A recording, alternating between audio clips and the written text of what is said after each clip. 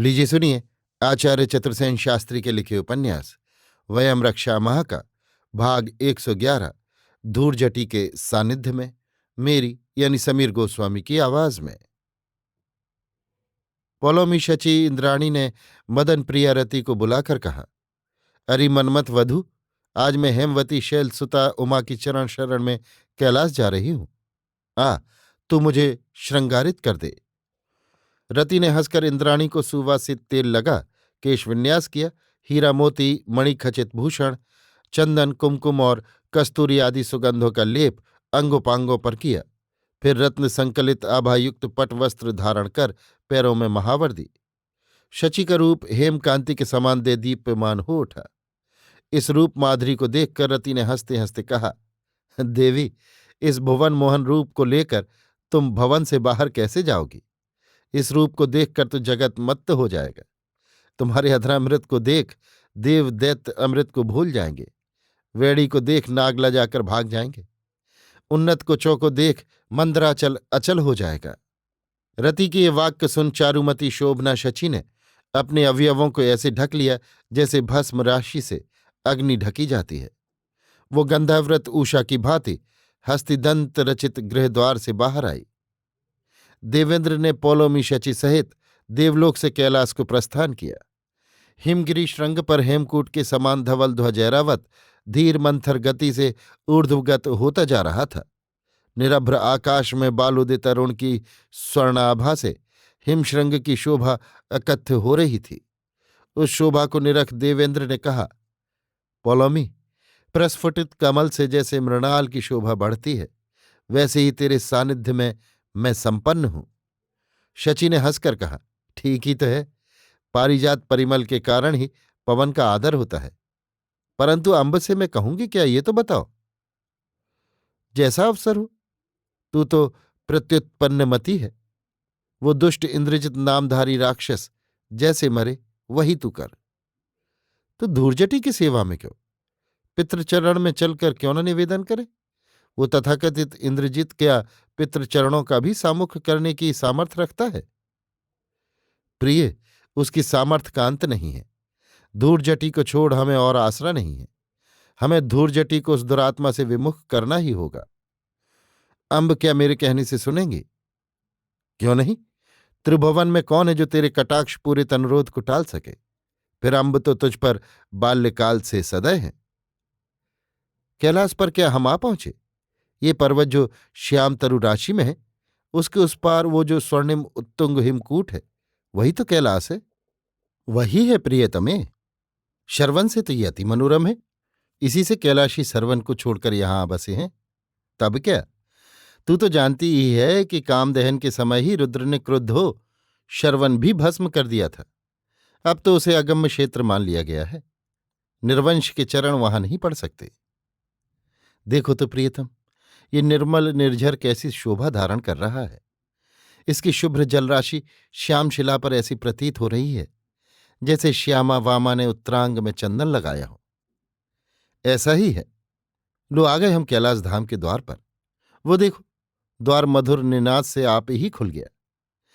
दूरझटी के किंकर इस दास के सैरावत को पहचानते हैं। यहां कैसे पक्षी कलरव गान कर रहे हैं। सरोवर में पद्म अभी सूर्योदय अच्छी तरह न होने के कारण पूरे खिले नहीं हैं। वे कुछ मुदे से कुछ खिले से ऐसे प्रतीत हो रहे हैं जैसे लज्जावती नववधू ने भोर में कुसुमारूण शय्या त्याग व्रीणावनत हो अपना कमल वदन ढांप लिया हो। और निर्मल जल में जो बालारुण की रक्तिम रश्मियां खेल रही हैं, वे ऐसी प्रतीत हो रही हैं जैसे ढीठ नायक उस व्रीणावंता लज्जावती का अवगुंठन हटाने को उंगलियों से गुदगुदा रहा हो।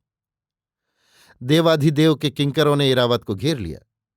देवेंद्र शची सहित हाथी से उतर शैलबाला अंबिका पार्वती की सेवा में किंकरों के बताए मार्ग पर चलकर जा पहुंचे। अंब स्वर्णासन पर बैठी थीं। जया चंवर डुला रही थी। विजया छत्र लिए थी।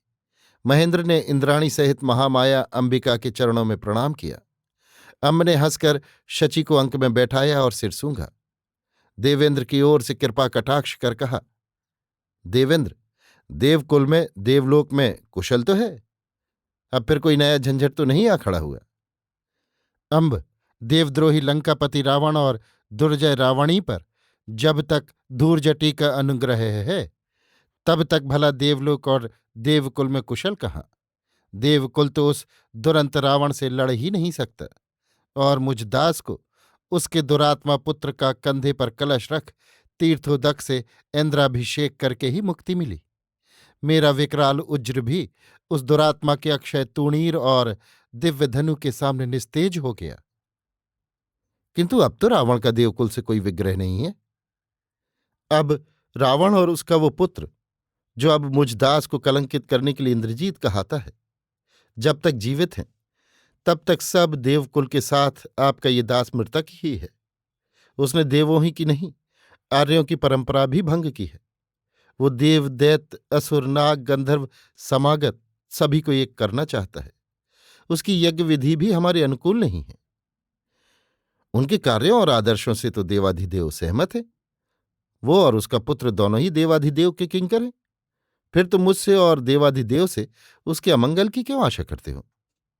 अब शची ने कहा, अम्ब, देवाधिदेव के ही संकेत से मेरे पिता ने दानववंशी होने पर भी देवेंद्र को मुझे दिया।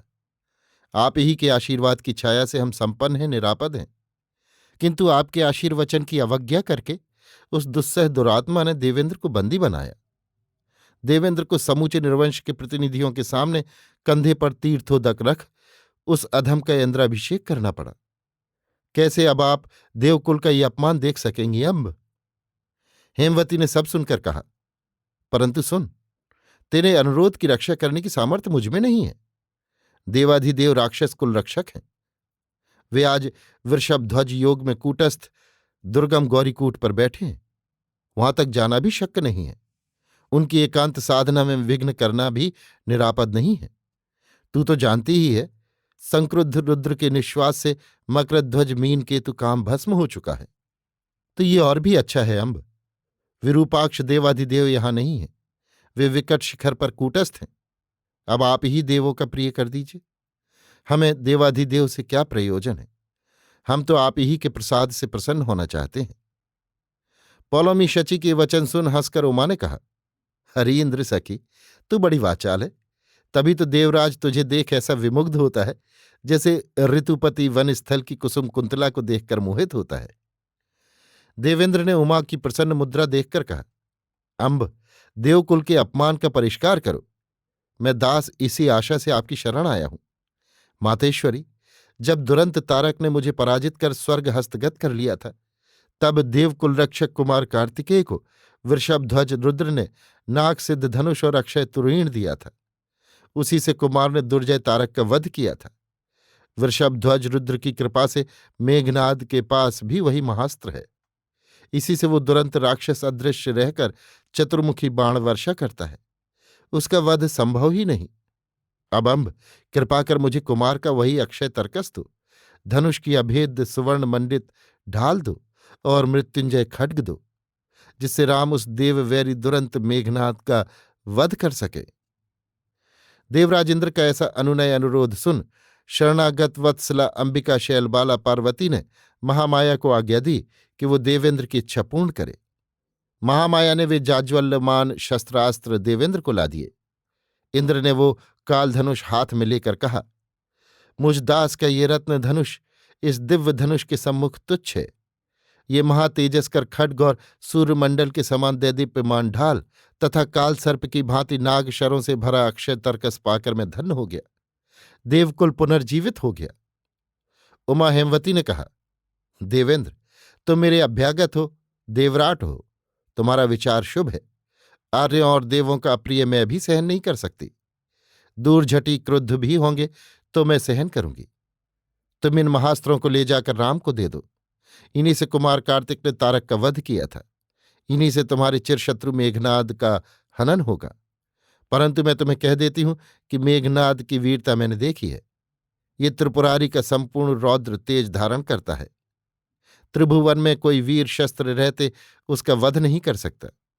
इसलिए उससे निरस्त्र ही वध करने का संकेत रामभद्र को देना। सीता का असह संताप अब मुझे भी सह नहीं है। रावण अब अपने ही चरित्र दोष से विनष्ट होगा। जाओ देवेंद्र, लंका का सौभाग्य सूर्य अब अस्ताचल में डूब चुका। इंद्र ने आनंदमग्न हो उमा की वंदना की। अंब ने शची को अंक में भर विदा किया। देवलोक में पहुंच इंद्र ने देव सारथी मातुली को बुलाकर कहा, हे बहुग, तू अभी मेरा दिव्य रथ लेकर लंका में चला जा। वहां राम कटक में पहुंचकर इन अस्त्रों को अत्यंत सावधानी से रामभद्र की सेवा में पहुंचाकर निवेदन कर कि इंद्रलोक निवासी आपके मंगल की कामना करते हैं और रुद्रप्रिया शैलबाला उमा आप पर प्रसन्न हैं। इन दिव्यास्त्रों से निरस्त्र मेघनाथ का वध कीजिए, शंका को मन में स्थान न दीजिए, तथा तू भी रथ सहित रामभद्र की सेवा में रह और मेरा अनुरोध निवेदन कर कि आपके पिता महात्मा दशरथ देवप्रिय थे। उन्होंने देवों के लिए युद्ध किए थे। मैं शंबर का वध उनकी सहायता के बिना नहीं कर सकता था।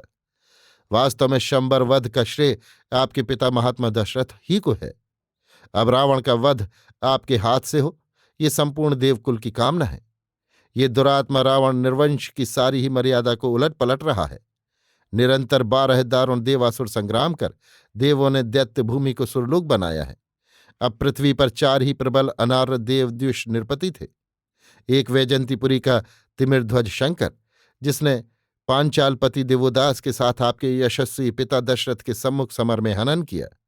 दूसरा वर्चिन, जिसकी 1 लाख दानव सैन्य को दिवोदास के पुत्र सुदास ने महासमर में समूल नाश कर मार डाला। यद्यपि अनेक आर्य राजाओं ने भी वर्चिन का साथ दिया था। तीसरा भेद, जिसने वर्चिन की मृत्यु के बाद सुदास की अधीनता स्वीकार कर ली है। अब केवल रह गया यही महाबली रावण, जो इन सब से भयानक दुर्जय और दुरंत है।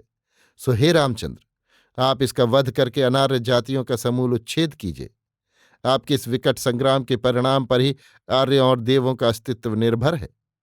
कदाचित इस बार ये रावण जीवित बच गया तो निश्चय ही न आर्यावर्त रहेगा, न देवलोक। त्रिलोक का निर्वंश राक्षस हो जाएगा। देवेंद्र का संदेश ध्यान से सुन, दिव्यास्त्रों को सावधानी से ले। महाप्रज्ञ देवसूत मातली ने बद्धांजलि हो देवेंद्र की प्रदक्षिणा कर प्रणाम किया और दिव्य रथ पर चढ़ वो लंका की ओर चला। सहस्त्रों घंटियों की झनकार से उस समय वातावरण मुखरित होकर जैसे राम का जय जयकार कर उठा। अभी आप सुन रहे थे आचार्य चतुर्सेन शास्त्री के लिखे उपन्यास वयम रक्षा महा का भाग 111 दूरजटी के सानिध्य में, मेरी यानी समीर गोस्वामी की आवाज में।